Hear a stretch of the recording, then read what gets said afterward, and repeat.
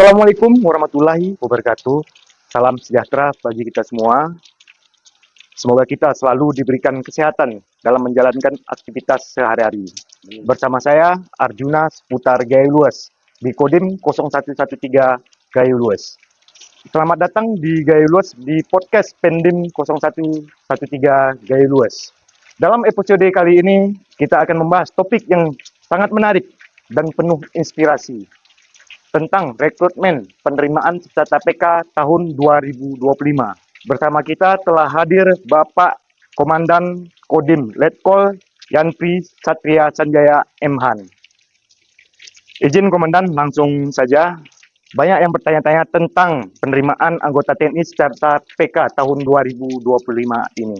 Untuk penerimaan menjadi anggota TNI, AD termasuk peserta PK tahun 2025, apakah benar tidak dipungut biaya? Baik Bang Juna, ini saya Komandan Kodim 01 Gayo Luas, Letkol Yanpri. Benar yang dikatakan Bang Juna tadi, bahwa untuk penerimaan prajurit TNI AD, termasuk dalam hal ini untuk penerimaan jatah PK tahun 2025, itu gratis, tidak dipungut biaya apapun. Sehingga untuk seluruh warga masyarakat Gayo Luas, termasuk adik-adik yang pengen mendaftar, ini perlu diketahui bahwa tidak usah takut, tidak punya uang. Karena apa? Untuk mendaftar menjadi prajurit TNI itu gratis, tidak dipungut biaya apapun. Itu harus diketahui. Itu Bang Juna. Untuk penerimaan tahun 2025 ini, bagaimana gambaran umum tentang penerimaan menjadi anggota TNI Angkatan Darat ini? Baik, untuk seluruh warga Gayo Luas, khususnya Gayo Luas ini, untuk penerimaan menjadi prajurit TNI, dalam hal ini khususnya yang paling dekat ini adalah penerimaan jatah PK tahun 2025. Jadi seluruh adik-adik, baik putra-putri yang sudah memenuhi syarat, yaitu lulus dari SMA sederajat, yang sudah memenuhi syarat, dan nanti pengetesan untuk kesehatan, kemudian pengumuman fisik, akademis, psikologi, dan lain sebagainya pada saat dites, itu semuanya punya kesempatan untuk mendaftar menjadi prajurit TNI. Demikian. Selanjutnya, dan dokumen apa saja yang harus disiapkan untuk para calon yang ingin mendaftar anggota TNI Angkatan Darat ini? Baik, untuk dokumen yang disiapkan, untuk adik-adik yang nantinya akan mendaftar menjadi prajurit TNI, yang akan disiapkan dokumen yang pertama pastinya adalah ijazah. Ijazah dari mulai SD, SMP, dan SMA ataupun SMA derajat lainnya. Kemudian yang kedua adalah dokumen pribadi dari mulai akte kesehatan, akte kelahiran, kemudian surat keterangan keluarga baik dari kepolisian, kemudian yang paling penting ini adalah surat izin dari orang tua. Jadi mengizinkan untuk putra-putri yang mendaftar menjadi prajurit TNI. Itu yang harus disiapkan.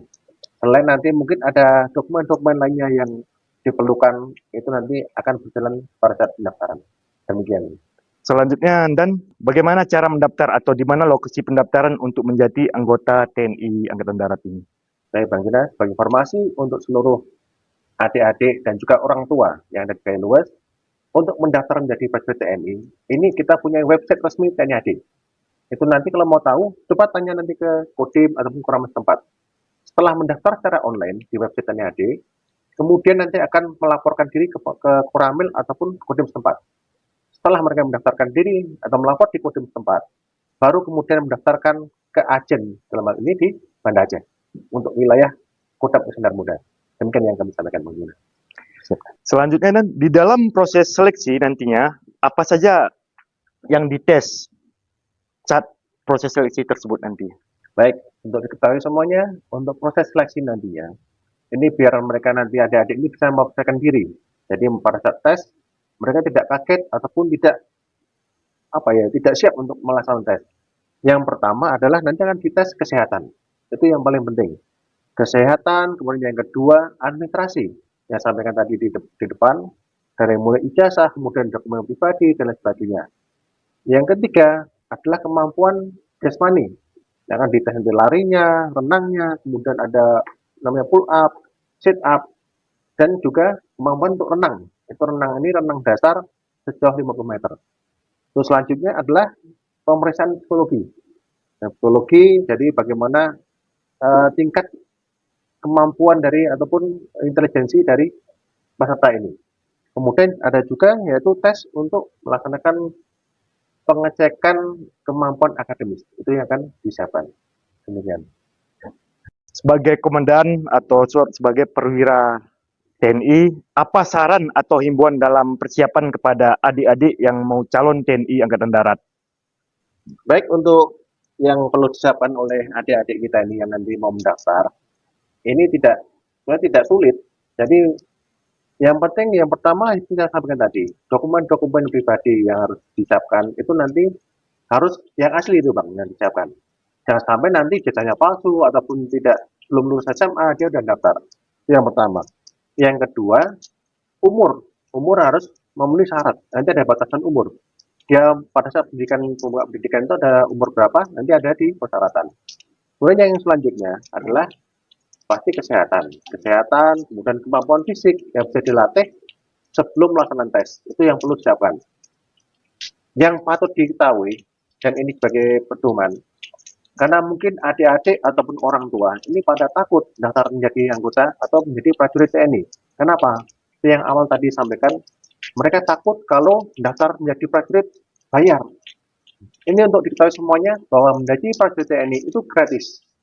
Sehingga tidak usah takut, yang penting persiapkan diri kalian untuk menjadi prajurit TNI. Demikian yang sampaikan. Siap. Untuk yang terakhir ini pertanyaannya, penerimaan calon tamtama gelombang 1 ini apa benar tinggi badan dikurangi yang selama ini 163 menjadi 160 cm?